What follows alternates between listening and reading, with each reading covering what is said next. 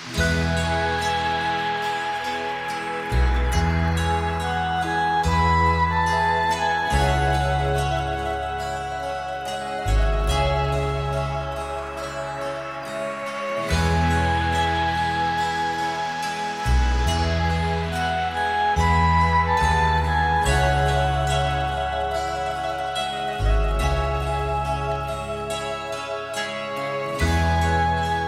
I guess I can. How did I end up here from America?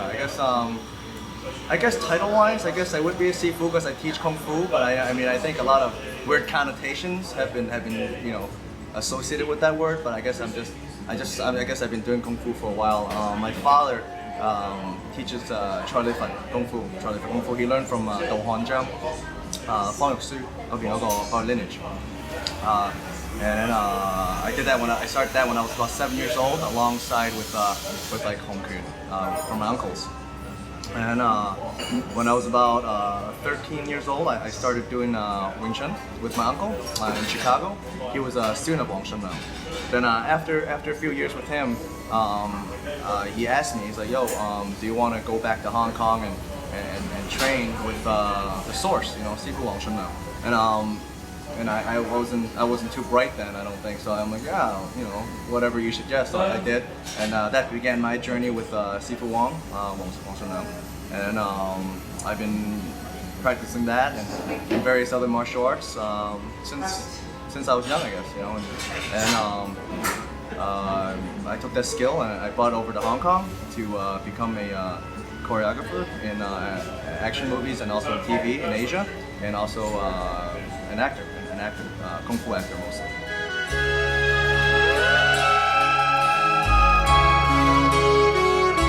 Well, I mean, the word movie star is such I don't know, like that word, but I mean, like, I guess I'm an actor. Like any martial artist, they always had a dream about, at least once in their lives, I'm sure they want to make a Kung Fu movie, And I just took that a little bit further, and I came here. But when I used to train with Wang Shen Lao, I used to come to Hong Kong to do so because Sifu was here, and I worked in some productions that my friends introduced me to do, and then through that, interest built up, and I, it wasn't just an overnight decision, through a lot of thinking, a lot of weighing advantages and disadvantages, and what I'm going to be doing, planning out what I'm going to be doing for the next few years. After doing so, I made the decision and came here, and now I'm doing what I'm doing.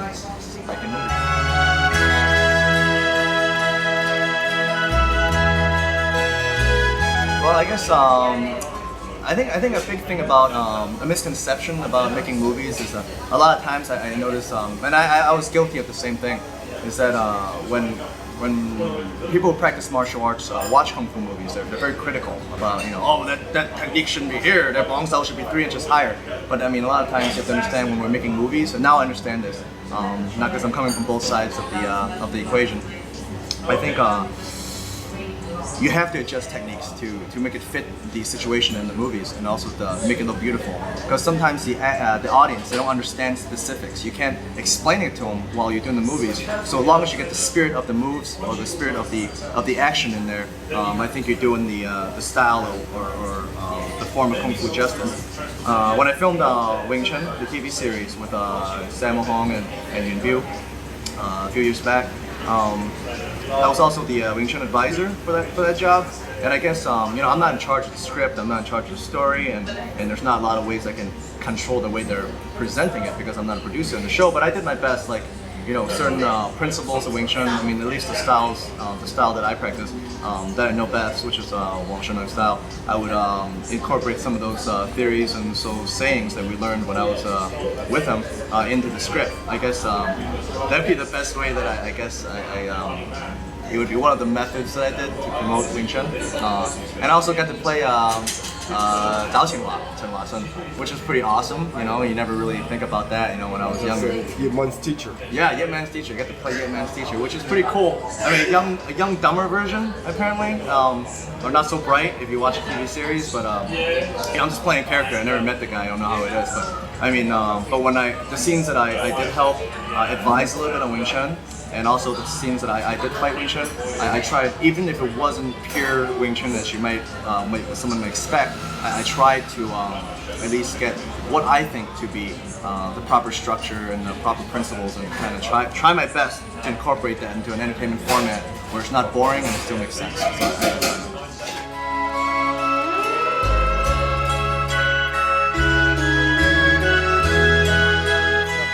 I think the main thing was when I think Donnie Yen, he Mandarin Films back in the day. I think they were talking a long time about making this movie called Yip Man, and they eventually did it.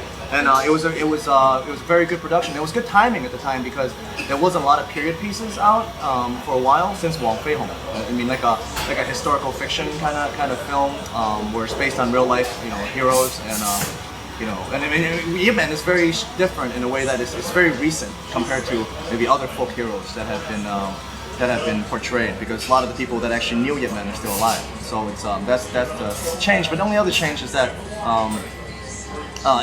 it was not that type of movie out at the time. So. And then it was filmed very well, the fighting was done very well, and everyone in the movie were good fighters, and it was presented well, the story was done well, so it was a big hit in Hong Kong. And obviously, that brought in a lot of new interest in Wing Chun, and in a town where people tend to follow trends, it's almost natural that you see so many Wing Chun movies come out, or even Wing Chun parodies, and so forth come out in the recent years.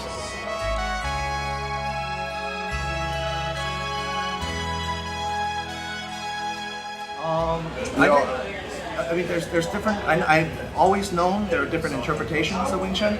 So I took that term from your website, interpretations. Which is actually true because my Sifu never really saw Wing Chun as an art form. It's more of a skill set, and I tend to view things very similarly. But at the same time, it is an art form because it's personal interpretation. I mean, there's the Hong Kong interpretation. For whatever reasons, they interpret it in that way, maybe for lack of information or maybe their own experiences. They developed in a certain way, and different people have different interpretations. But I think the most important thing is the purpose of the interpretation which you are training in. So the purpose of the interpretation that I train in is to simply, efficiently, quickly incapacitate the opponent. I mean, that is our main goal. So. And if I feel that my interpretation of this style fits the purpose and the goal of what it's trying to portray, then it's fine. So, and I'm not really in the position to judge anyone or any other style or any other method or interpretation of Wing Chun, but I think it's up to the practitioner and the people who's teaching it or learning it to really justify what they're doing. But I think if you can justify the way you're doing something in accordance to the principles you're trying to convey, and I think if it makes sense, then it's fine. That's the only way that you can judge something, I think. And especially in something as personal and it's a sort of athletic or physical ability. I mean, Wing Chun eventually is a skill set at first, but it should be ingrained in your body. Becomes a skill. It becomes a physical ability. And if someone's taller, someone's shorter, I mean, they might interpret it differently. So you can't say who's right, who's wrong. As long as your principles they coincide with what you're practicing, then I think it's fine.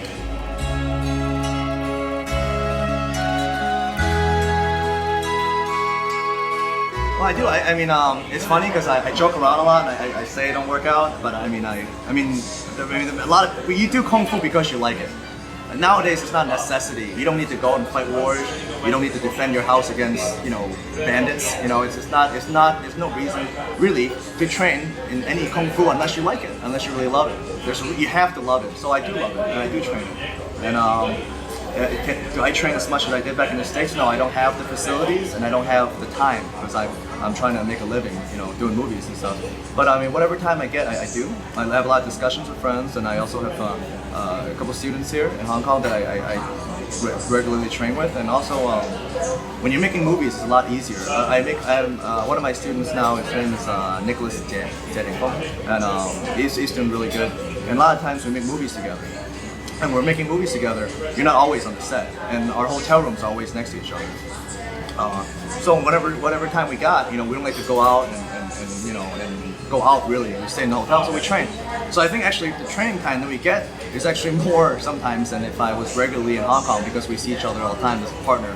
It's like in college, when you're in the same dorm and you get to work out all the time. So I mean that's the majority of my training, and I also I work on grappling as well, and I also do some Charlie for training with my Kung Fu uncles. But I mean, just mainly to keep in shape and just keep the concepts alive, and try to discover new ways or more efficient ways to do what I'm doing already. I've known Sifu Meng for quite a long time, actually, since like the old tournament circuit and everything. And it's really rare. I mean, he's obviously our directions are different. I don't really, I'm not as adamant about the research and stuff like that. But it's always nice to meet a friend that is and so honest and so adamant about accurate research, because it's the Wing Chun community, or any Kung Fu community, as I have noticed through my experiences, is a lot of people tend to bicker, and a lot of people seem to use their mouths to talk rather than using their hands. So I think that's a big problem. And the way that Sifu Meng presents information, it's very cordial and neutral. So I think if we're to advance or maybe share information anyway, I think that's probably the best way to do so.